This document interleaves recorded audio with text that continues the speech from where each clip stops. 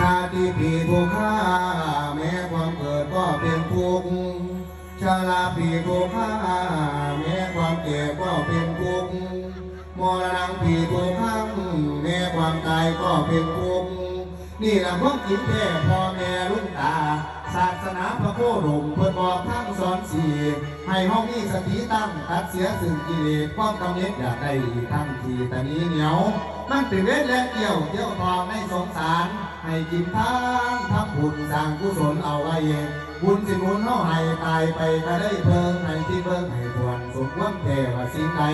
เอาละเนาะในไงเนาะเดี๋ยวนี้ใครก่อนแก้งแสงสีหงตะเวียนแดงแสงผู้ไทยพ่นผูดผูกไม้น้ำเสา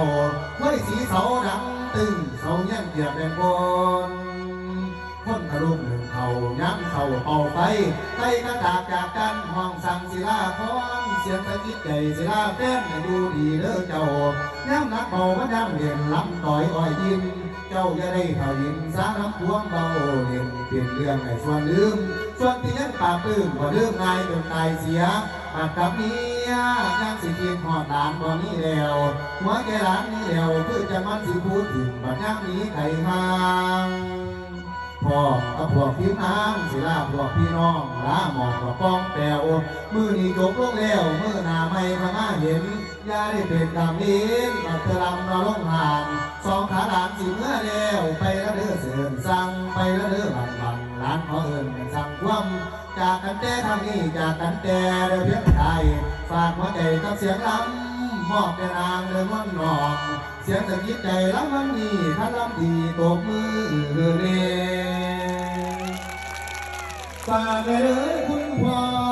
ฝากไปเลยคุณแม่ขอรับเสียงสะกิดใจ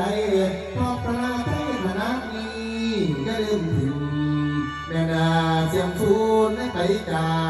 งแม่นาซอยงานละน้อยยังนั่นละนา